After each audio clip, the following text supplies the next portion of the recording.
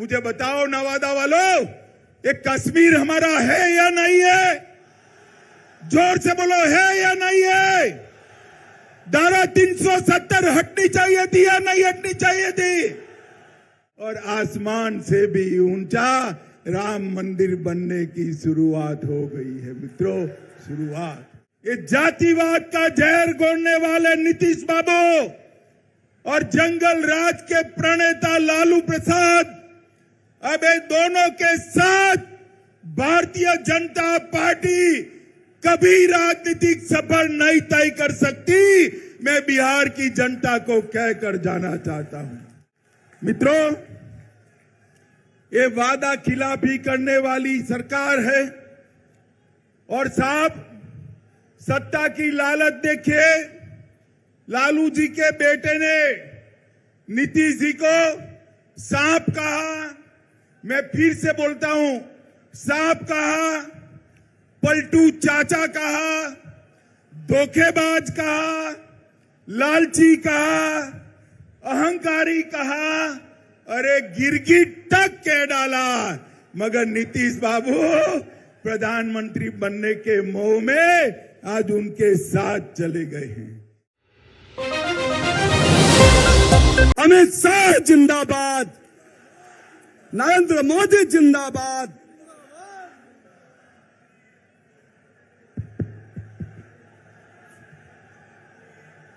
मेरे साथ बोलिए, भारत माता की। भाई ऐसी आवाज नहीं चलेगी। 24 और 25 में मोदी जी के नेतृत्व में यहां सरकार बनानी है क्या नहीं बनानी है? तो मेरे साथ दोनों हाथ उठाओ, उठाइए दोनों हाथ, विजय के संकल्प का मुट्ठी भींचिए और प्रचंड आवाज से बोलिए, भारत माता की, भारत माता की।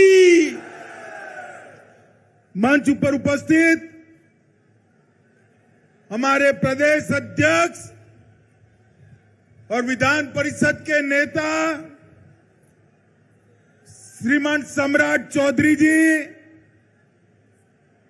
यहां के पूर्व सांसद और लोकसभा के सांसद, मेरे साथी मंत्री श्रीमान गिरिराज जी, श्री नित्यानंद राय जी, श्री अश्विनी कुमार चौबे जी, शिवराव साहेब पाटिल दानवे जी,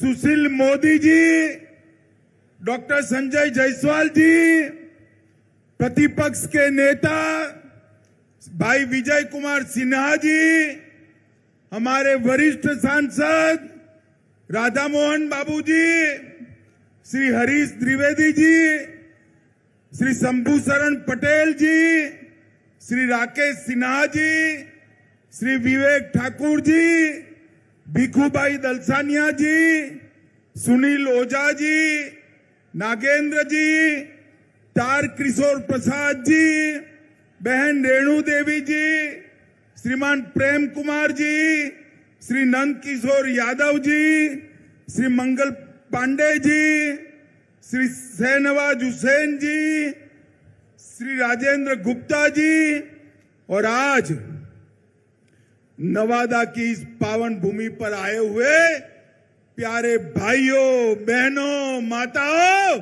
और मेरे जिगर के टुकड़े जैसे युवा मित्रों, आप सभी को नमस्कार। मित्रों, आज नवादा की ये ऐतिहासिक भूमि पर जिस प्रकार से जर्रे जर्रे पर आप लोग दिखाई पड़ते हैं, ये बताता है कि 2024 में फिर से एक बार मोदी जी बिहार में सभी की सभी सीटें जीतने जा रहे हैं। माताओं, भाइयों, बहनों, आज मैं लोकसभा प्रवास के तहत नवादा आया हूं इसके पहले सुबह में जो है सासाराम जाना था, महान सम्राट अशोक की जन्म जयंती के निमित्त एक बहुत बड़ा सम्मेलन रखा था, मगर दुर्भाग्यपूर्ण स्थिति हुई। सासाराम में लोग मारे जा रहे हैं, गोलियां चल रही है, टीयर गैस छूट रहे हैं। मैं वहां नहीं जा पाया। मैं सासाराम की जनता का यहीं से क्षमा मांगना चाहता हूं और मैं कहना चाहता हूं, मैं सासाराम जरूर आऊंगा। मेरे अगले दौरे में सासाराम में ही महान सम्राट अशोक की स्मृति में एक सम्मेलन करने का काम हम करेंगे। भाई और बहनों, बिहार में मैं ईश्वर से कामना करता हूं कि बिहार में जल्दी से शांति की स्थापना हो। सरकार को कहने का कोई मतलब नहीं है। मैंने सुबह गवर्नर साहब को फोन किया तो लल्लन सिंह जी बुरा मान गए कि आप क्यों बिहार की चिंता करते हो।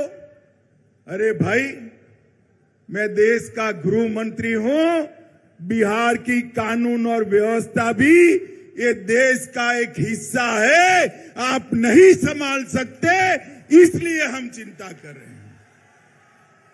और मित्रों, जिस प्रकार की व्यवस्था यहां पर शासन में बनी है, मुझे बताइए, जिस सरकार में जंगल राज के प्रणेता लालू प्रसाद यादव की पार्टी उपस्थित हो, वो सरकार बिहार में शांति ला सकती है क्या? बताइए, ला सकती है?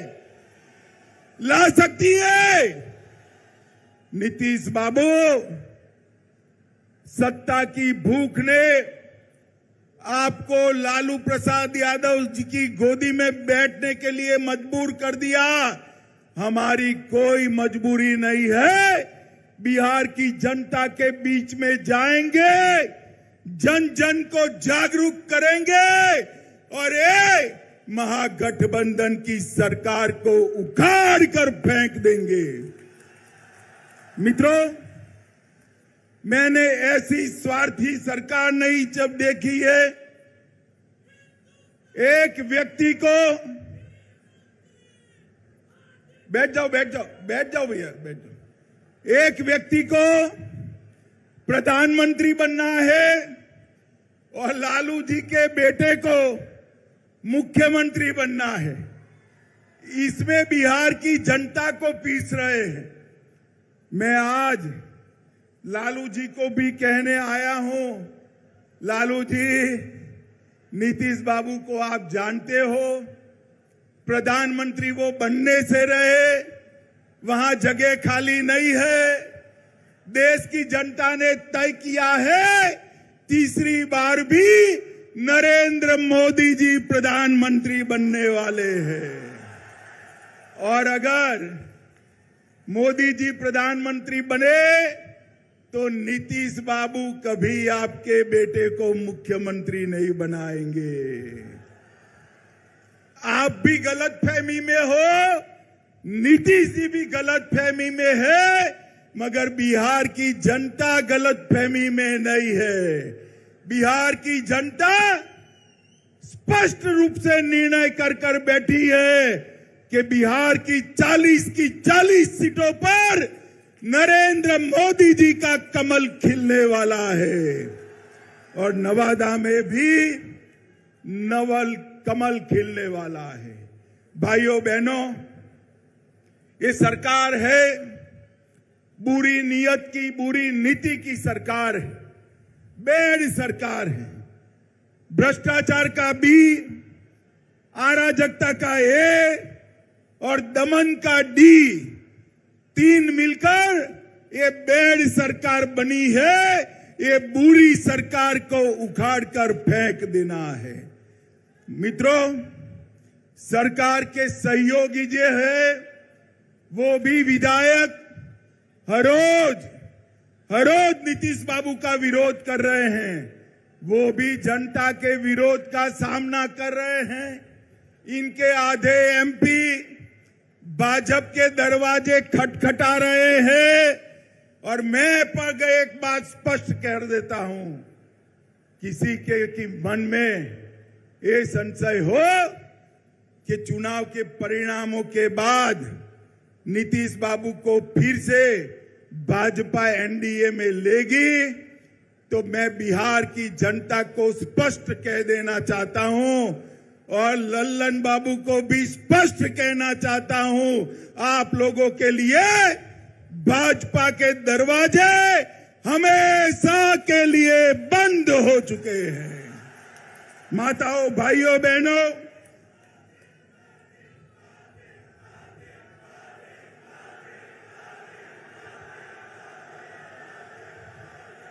माताओं, भाइयों, बहनों, आपके नारे बता रहे हैं, जनता भी चाहती है कि अब नीतीश बाबू को वापिस न लिया जाए। यही चाहते हैं ना आप? यही चाहते हैं ना? ऐसा ही होगा, आप चिंता मत करिए। ये जातिवाद का जहर घोलने वाले नीतीश बाबू और जंगल राज के प्रणेता लालू प्रसाद अब ये दोनों के साथ भारतीय जनता पार्टी कभी राजनीतिक सफर नहीं तय कर सकती। मैं बिहार की जनता को कहकर जाना चाहता हूं। मित्रों, ये वादा खिलाफी करने वाली सरकार है और साहब सत्ता की लालच देखिए। लालू जी के बेटे ने नीतीश जी को सांप कहा, मैं फिर से बोलता हूं, सांप कहा, पलटू चाचा कहा, धोखेबाज कहा, लालची कहा, अहंकारी कहा, अरे गिरगिट तक कह डाला। मगर नीतीश बाबू प्रधानमंत्री बनने के मोह में आज उनके साथ चले गए हैं। इनके भ्रष्टाचार के कारण नवादा में खाद नहीं मिलता है, बीज की कालाबाजारी होती है। नवादा वालों, चिंता मत करो, 24 के बाद, लोकसभा चुनाव के बाद ये सरकार अपने ही वजन से घिरने वाली है और भारतीय जनता पार्टी के कमल की सरकार बनने वाली है।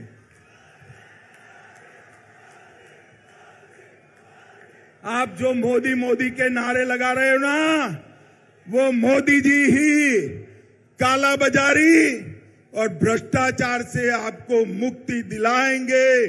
मोदी जी ही बिहार में कानून और व्यवस्था ठीक करेंगे। मित्रों, बिहार के अंदर डेयरी की भी अनेक संभावनाएं पड़ी है। मोदी जी सहकारिता क्षेत्र में 2 लाख ग्रामीण डेयरिया बनाना चाहते हैं। भाजपा की सरकार बनने के बाद बिहार की हर पंचायत में कोऑपरेटिव डेयरी बनाने का काम भारतीय जनता पार्टी की सरकार करेगी। मित्रों, मोदी जी ने ये नवादा के विकास के लिए ढेर सारे काम करे हैं। किऊल नवादा गया रेल लाइन 1292 करोड़ में इसका दोहरीकरण और इलेक्ट्रिफिकेशन किया। वारिसलिंगगंज विधानसभा में नया रेलवे ओवरब्रिज बनाया। बख्तियारपुर से रजौली 4 लेन रोड निर्माण कार्य चल रहा है। नवादा से दिल्ली, लो मैं अभी बात कर रहा हूं और आवाज आ गई, नवादा से दिल्ली ट्रेन भी चालू कर दी गई है। नवादा से पावापुरी रेलवे लाइन का सर्वे का काम चालू हो गया है। पावापुरी से नवादा 33 किलोमीटर लंबा रेल खंड बनाने का काम भी इस सर्वे के बाद चालू होगा। इस्लामपुर नटेसर रेलखंड का काम पूरा कर दिया गया है। नवादा के रजौली में, बर्रा गांव में सैकड़ों एकड़ बंजर जमीन में प्रधानमंत्री माइक्रो इरिगेशन योजना के तहत वन ड्रॉप मोर क्रॉप के तहत खेती चालू हुई है। बिहार शरीफ से नवादा के लिए 4 लेन रोड बन चुका है।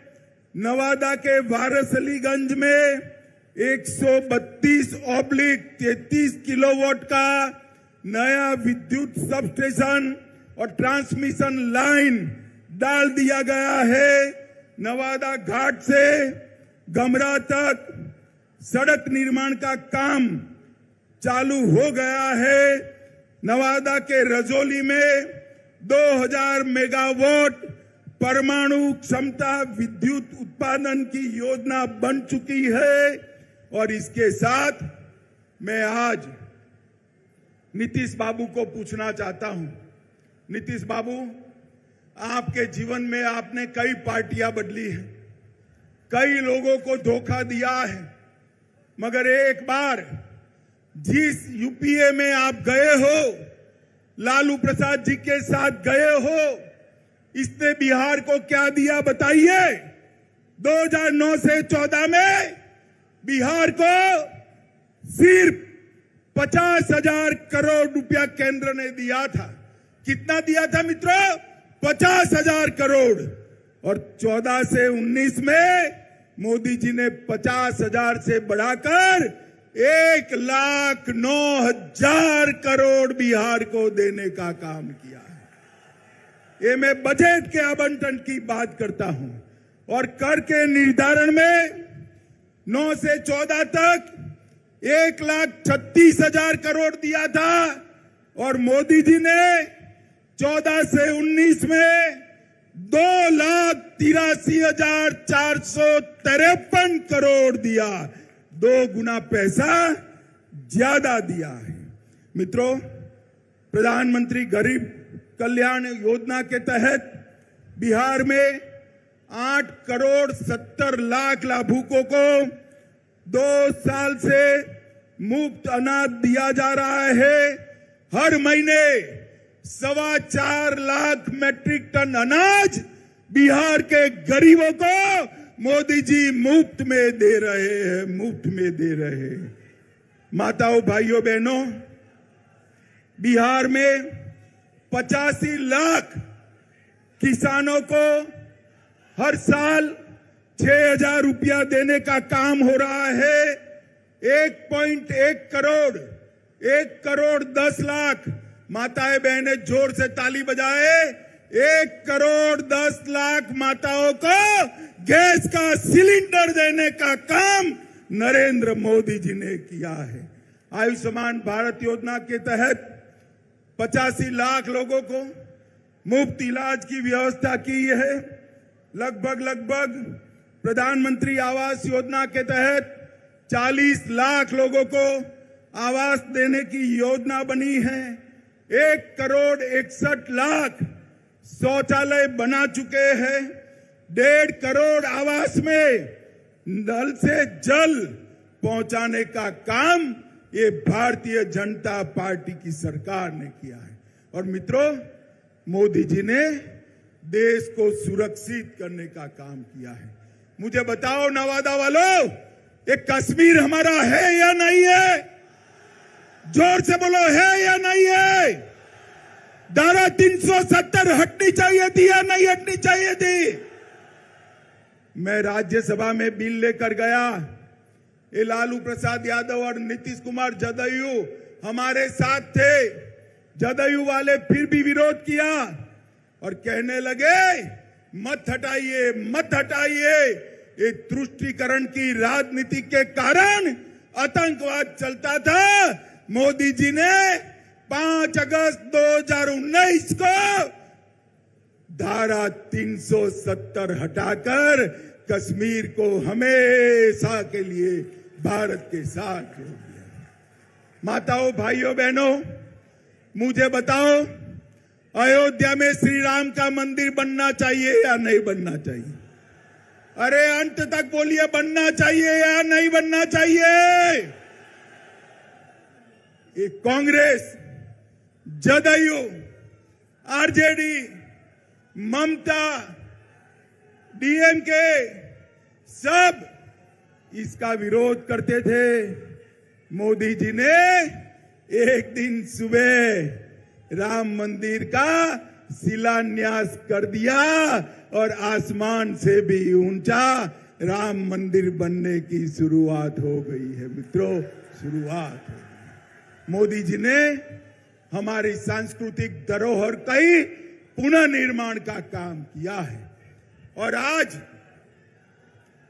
समग्र बिहार चिंता कर रहा है। बिहार के बिहार शरीफ में आग लगी है, सासाराम में आग लगी है, बिहार शरीफ नालंदा तो नजदीक ही है। चिंता हो रही सबको। मैं आपको कहता हूं 24 में मोदी जी को पूर्ण बहुमत दीजिए, 40 में 40 सीटें और 25 में भाजपा की सरकार बनाइए। ये दंगा करने वालों को उल्टा लटका कर सीधा करने का काम ये भारतीय जनता पार्टी करेगी। हम तुष्टीकरण में नहीं मानते, हम वोट बैंक की राजनीति नहीं करते हैं, हमारे शासन में दंगे नहीं होते हैं। माताओं, भाइयों, बहनों, इतनी बड़ी संख्या में जहां तक नजर जाए भीड़ दिखाई पड़ती है। मुझे बताइए, बिहार की 40 सीटें मोदी जी को देंगे क्या? सुनाई नहीं पड़ता है मोदी जी को दिल्ली में? जोर से बोलिए, देंगे क्या? हर सीट पर कमल खिलाएंगे, मोदी जी को फिर से प्रधानमंत्री बनाएंगे। 2025 में पूर्ण बहुमत की भाजपा सरकार लाएंगे। तो मेरे साथ दोनों हाथ उठाइए, विजय के संकल्प की मुट्ठी बींचिए और प्रचंड आवाज से बोलिए, भारत माता की, भारत माता की, भारत माता की। वंदे वंदे वंदे।